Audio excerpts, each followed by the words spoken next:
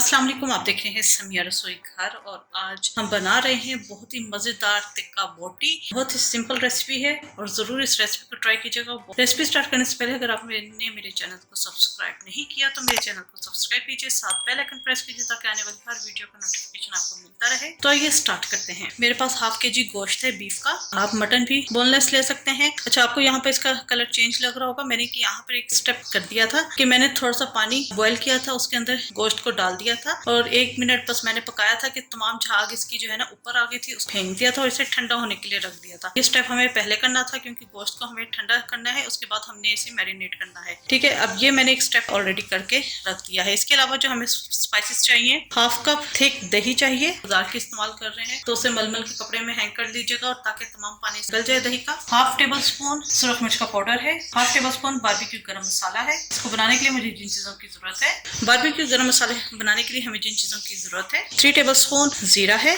2 table spoon अदरक का powder है, ये इजीली मार्केट में अवेलेबल है। इसके अलावा 2 टेबल स्पून सौंफ है, 1 टेबल स्पून काली मिर्च है। मेरे पास पिसी हुई थी तो मैं पिसी डाल रही हूँ, वरना आप 1 टेबल स्पून साबुत काली मिर्च ले लीजिएगा। छोटी इलायची का पाउडर है 1 टेबल स्पून, ये भी मेरे पास पिसा हुआ था। जो चीजें मेरे पास पिसी हुई थी मैंने उसे एज इट इज ही रखा है। अगर आपके पास पिसी नहीं है, साबुत पड़ी हुई है, तो आप साबुत वही रेशो ले लीजिएगा। तो 1 टेबल स्पून छोटी इलायची का पाउडर है, 1 टेबल स्पून जावित्री पाउडर है। इसके अलावा हाफ पीस जायफल का है, 6 से 7 बड़ी इलायची है, 1 टेबल स्पून लौंग है और 1 टेबल स्पून दालचीनी है। तमाम मसालों को इकट्ठे हमने ग्राइंड करना है और आपका मजेदार सा बारबेक्यू मसाला तैयार हो जाएगा। यहाँ मैंने जार ले लिया है, इसके अंदर हम पहले जो साबुत मसाले हैं उन्हें डालकर ग्राइंड करेंगे। दालचीनी, लौंग, बड़ी इलायची, जायफल। इसके अलावा हम डालेंगे इसके अंदर जीरा, थोड़ा सौंफ हम डाल देंगे। ये तमाम साबुत मसाले मैंने डाल दिए हैं, इसको हम पहले ग्राइंड करेंगे। मसाले डालकर मैंने पीस लिया है। अब इसके अंदर हमने डालने हैं जितने पाउडर मसाले हैं वो, अदरक का पाउडर, जावित्री पाउडर, छोटी इलायची का पाउडर और काली मिर्च। पाउडर मसाले डालकर भी हम इसे ग्राइंड करेंगे। बारबेक्यू गरम मसाला हमारा तैयार हो चुका है। नमक to taste, half tablespoon कुटी हुई सुरख मिर्चें हैं, अदरक लहसुन का पेस्ट 1 टेबल स्पून, कचरी पाउडर 1 टेबल स्पून। आप इसकी जगह पपीते का पेस्ट भी डाल सकते हैं, लेकिन मैं पपीते का पेस्ट ऐड नहीं कर रही। एक तो मुझे मिला नहीं है, फिर दूसरा मैंने कभी पपीते का पेस्ट यूज नहीं किया। मुझे ऐसा लगता है कि उससे गोश्त बहुत ज्यादा गल जाता है, तो मैं कचरी पाउडर ही यूज करती हूँ।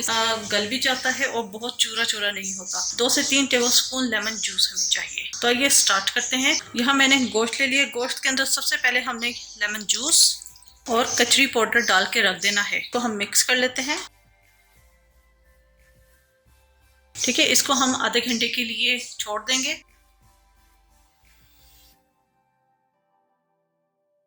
कचरी पाउडर और लेमन जूस डालकर मैंने छोड़ दिया था, आधा घंटा कंप्लीट हो चुका है। अब हमने बाकी के स्पाइसेस इसके अंदर ऐड करने हैं। ठीक है, यहाँ पर मैंने दही एक बाउल में ले ली है, ये देखें ये ज़्यादा थिक दही है। इसके अंदर हम स्पाइसेस ऐड कर देंगे, पिसी हुई सुरख मिर्चें, नमक, कुटी हुई सुरख मिर्चें, अदरक लहसुन का पेस्ट, बारबेक्यू गरम मसाला।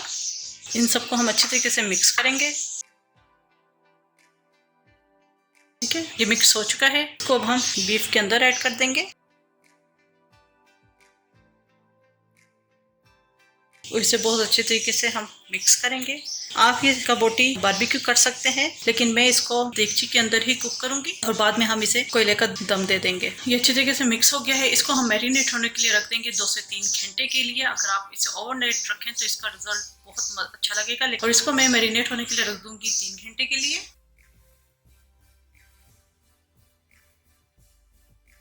कबोटी को मैरिनेट किए हुए 3 घंटे हो चुके हैं। इसको मैं देगची के अंदर कुक करूंगी। आप चाहें तो इसे बारबेक्यू कर सकते हैं, या आपके पास अगर ज्यादा टाइम नहीं है तो आप इसे प्रेशर कुकर में भी गला सकते हैं और बाद में हम कोयले का स्मोक दे देंगे ताकि बारबेक्यू इफेक्ट आ जाए। ठीक है, इसको मैं देगची में पकने के लिए रख देती हूँ। यहाँ मैंने देगची ले ली है और इसके अंदर हम ये तमाम कबोटी डाल देंगे।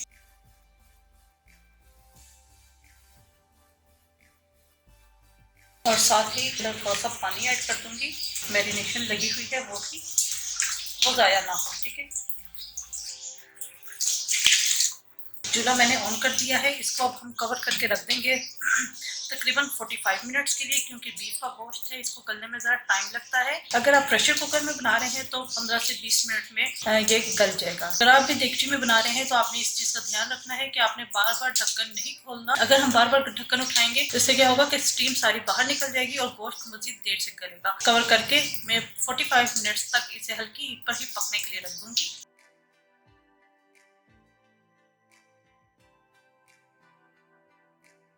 ये टिक्का बोटी हमारी तैयार हो चुकी है। ये देखिए 45 मिनट्स लगे हैं गोश्त को गलने में। ठीक है, ये देखें मुकम्मल तौर पे गल चुका है गोश्त, मुकम्मल तौर पे गल चुका है। चूल्हा मैंने बंद कर दिया है। ये हमारी टिक्का बोटी हमारी तैयार है। तो अब हम देंगे कोयले का स्मोक। जलने के लिए रखा था, ये हो चुका है।